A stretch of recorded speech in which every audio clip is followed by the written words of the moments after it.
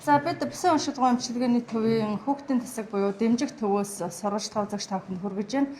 За хөтний удирд ихэдсэн ханиад томооны өвчлөлт маш их байна. За өчигдөр бол аймгийн онцгой комисс хуралдаж за ирэх даваа гарагаас 1-5 дугаар анги за цэцэрлэгүүдийг бол одоо амраах юм шийдвэрийг гаргасан байна лээ. За засаг даргын захирамж бол эцэслэж өнөөдөр гарах бах. За хүүхдийн Таскаар бол одоо өдөрт амбулатороор 15-аас доошгүй хүүхдүүд ирж үзүүлж байна гэж одоо эрүүл мэндийн газрын дарга Сүхнаран бас одоо онцолж байсан ачаал маш их байна гэсэн. За бид хүүхдийн засгийн эрхлэгч их эмч Насан Батаас бас цаг үе асуудал тодруулан мэдээдэг хүргье.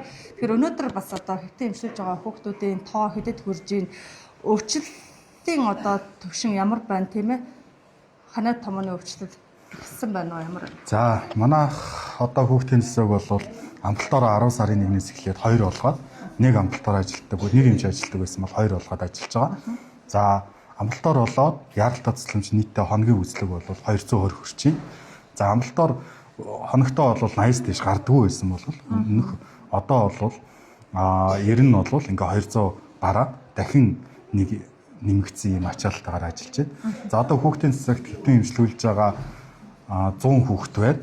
За яг өнөөдрийн байдлаар за 100 хүүхдээс амьсгалын дутагдaltaа нэг хүүхдийн эрчим тэмцлэгэнд ажиллагдаж байна. За энэ хүүхэд маань Сумаас ирсэн 3 сартай хүүхэд байгаа. За ер нь бол манай Ховд аймгийн хэмжээнд бид нар танил судалгаа хийж үзэж байгаа. Ер нь ямар вирусын дэлгэлтэй яваад байна. Ямар вирус ер нь бол тархац өндөртэй байна гэдгийг шинжилгээ хийж үзэхэд за бараг 80 орчим хувь нь H3, N2 гэсэн томоогийн А хүрээний вирус хэлэн зовлон тохиолдож байна. Мөн дээр нь аденовирус, параинфлюенза вирус гэх зэрэг вирусууд бол халдварууд зэрэг явж байна. Тэгэхээр энэ жилийн энэ томоогийн дэгдэлтийн гол онцлог нь гэх юм бол ялангуяа давмгаалаад байгаа H3, N2 гэсэн вирусын үндсэн шир тэмдгийн яд гэхтэр шалтгаан тодорхойгүй гэнт өндөр халуурах. За халууралтын дараагаар бүүлж гүйлэх суулгахуд бол зарим нэг хүүхэд нь бол тохиолдож байна. За тэгэхээр аль вирус нь халдвар зарим хүүхдүүд бол 2 вирусыг хавсарч авч байна. Тэгсэн хавсарсан юм халдвартай хүүхдүүд бас эмчлэгч байна. Тэгэхээр ер нь бол ялангуяа архаг сүр өвчтэй өмнө хатгаагаар өвдөжсэн хүүхдүүд бол илүү хүнд хэлбэрийн амьсгалын замын халдварт өвчнөр өвдөх ийм эрсдэл маш их өндөр байна. За ялангуяа одоо өмнөх 7 хоногт эмчилгээтэй гарсан хүүхдүүд шинээр халдвар аваад эргэж хэвдэх юм тохиолдлууд бол бас ажиглагдаж байна. Тэгээд ер нь бол манайх хүүхдийн амлалтаар бол 3 эмч үзэж байна. Өсвөр үеийн эмч 10 наснаас дээш өсвөр үеийн эмч хүүхдийн амлалтаар үзэж байна. За энд бол 10-аас доош насны хүүхдүүдийг нь 2 эмч өдрийн цагаар ингээд амлалтарын цагаар. За оройн цагаар бол бас муу 2 эмч жижүүрт гардаг байснаар нэмэлтээр одоо эмнэлгийн удирдлагууд зохион байгуулад яаралтай тусламж болоод дотрийн бусад мэрэгжлийн эмч нарыг нэмэлтээр ингэж ажилуулад өнгөрсөн 7 хоногоос хойш ингэж нэмэлтээр ажиллаж байна. Тэгэхээр хүүхдүүдээр бол одоо ингээд 3 эмч эмчийн өвдгөл нэмэлтээр. За сувлагч бол манай энд яаралтай эренбийн ингээд сувлагч нар ажиллаж байгаа. Мөн ачаал дийлдэхгүй тохиолдолд дахин нэмэлтээр сувлагч нар ажиллаж байна. Хүүхдийн тасагт бол одоо бас ачаал нэмэгдсэнтэй холбоотой сувлагч нар бол нэмэлтээр ажиллаж. Ингээд хүн хүчний хувьд бол манайх бас өмнөхөөс илүү нэмэлт ингэж авч дайшлаа ажиллаж байгаа.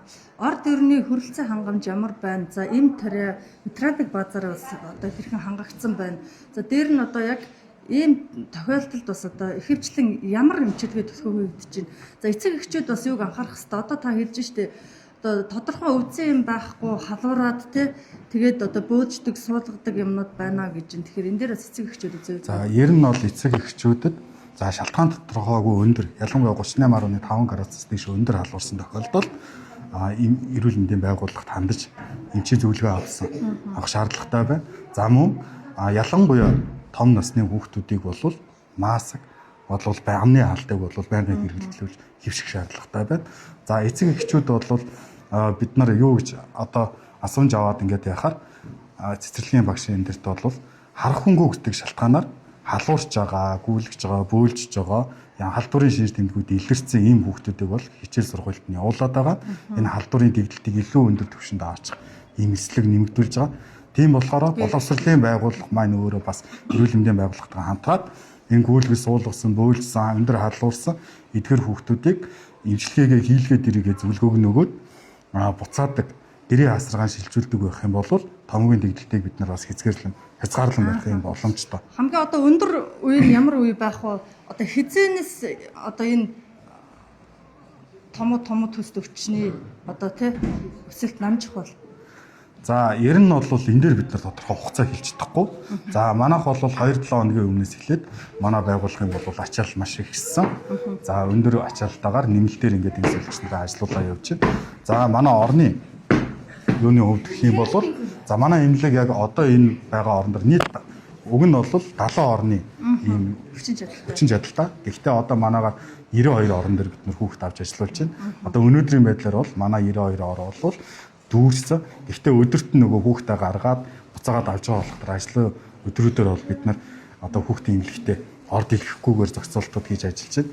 За, амралтын өдрүүдээр бол цаашдаа бид нар орд илгэж ажиллахаар манай имлэгийн удирдлагуудын зүгээс төлөвлөгөө гаргаад ажиллаж байгаа. Тэгэхээр цаашдаа ер нь бол төлөв бол амралтын өдрүүдээр илгэсэн орлоо манай хойшоо халдварт руу харшны цэцэг рүү илгэсэн орлоо хүүхдүүд ийм хандлагатай байна.